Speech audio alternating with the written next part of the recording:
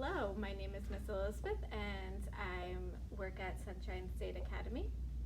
Today I'm going to do a little bit of a hands-on activity with 2D and 3D shapes. Alright, so for today's activity I'm going to use popsicle sticks. You can use toothpicks, you could use other similar shaped materials, like if you have pencils or straws possibly could work too.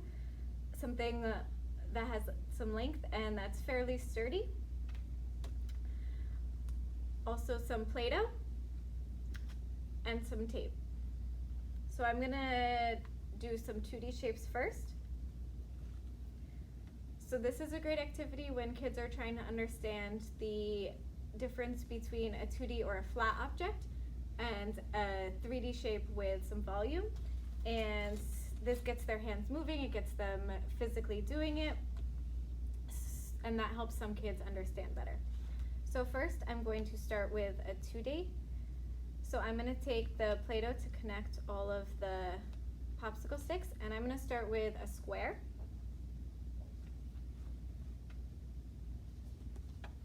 So just attach at the ends. Make sure to use enough. I know you could do it with a lot less, but we're going to need the thicker Play-Doh for when I add some height and make this 3D.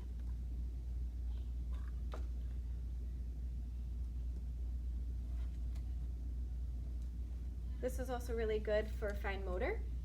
It gets the kids working on their smaller muscles in their fingers, which is great for children of all ages. Alright, so here I have my base. Right now, you can show your kids that this is a square. Most of them, if they're learning their shapes, this is also a great activity. You can do it with just 2D shapes. If they already know their 2D shapes and they're curious about 3D shapes, or they're having a hard time understanding the concept, this is a great next step. So we have our square. Now we can explain to them that a cube is a three-dimensional square. It's a square with height, something that you can physically touch and hold. So to show them that, we're going to add on some height to this. So I'm going to take my popsicle sticks, stick them in each corner.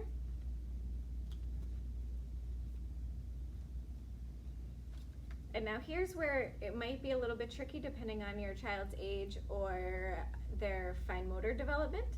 So they may need a little bit of help, and this is also where tape could come in handy. If using the Play-Doh is really frustrating for your kid, you can switch to use tape. The tape will hold a little bit better. But a lot of kids like to use Play-Doh, so that's why I like to try it first with them. So now we're going to connect the top, and you can show them as you're building it. Look, we had one square when it was on the bottom. Now that we're doing more, I just built another square. And as you add each one on, you can show them that you're creating more and more squares. So right now we have one on the base, we have one on the back, and I'm about to introduce a third one over here on the side. As you can see, getting it all to stay and not wiggle too much or fall over is a little bit tricky, which is why some kids might need help. But it also depends on how much Play-Doh you use. Like I said before, it's better to use a little bit more. So now I'm going to add the last two.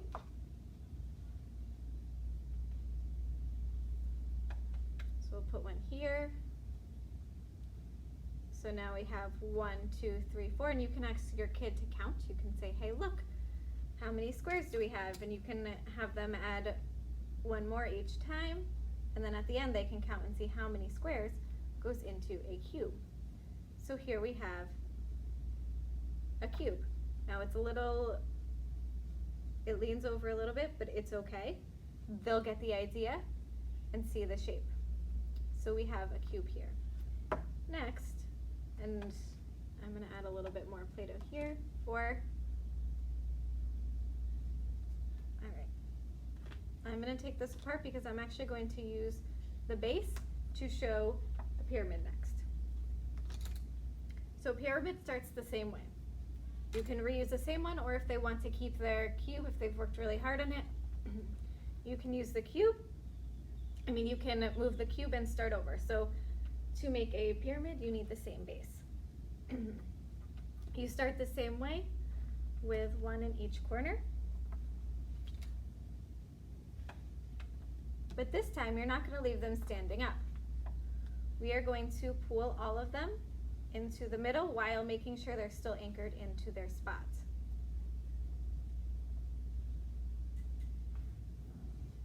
So here again is where it gets a little bit tricky. The base sometimes wants to move a little bit.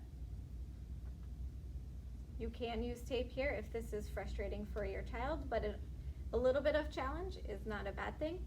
It means that their muscles have an opportunity to grow and develop. So here we go. So now I have my pyramid, and you can have them look at the shapes in this one. Before, when we did the cube, I said you could count all of the squares. Now we can look. Well, we have one square on the base, but if we look at the rest of the pyramid, it's made out of a different shape. We have triangles, so you can ask them to count and compare that. Now, if your child liked this, but they're ready for more, you could turn this into a bigger STEM challenge. You could give them popsicle sticks, and tape might be a little bit easier. You could try the Play-Doh, but I think for this part, tape would be easier. And you could have them build rectangular prisms, so where they'd have to tape the middle of the sides together, and then try and build it 3D up this way. You could have them tape together a cube, and then try and make a castle or a house or something that they're interested in. You can have them build something. So let's start with a cube, maybe then put a pyramid on top, maybe a rectangular prism to add some length. You can have them try some different shapes together and see if you can actually make a structure. So this provides a lot of different opportunities. It's covering math, it's covering STEM, and they can add some artistic creativity into it if they would like to try and build something a little larger. So thank you for joining me today. I hope you and your children enjoyed my activity. Thank you.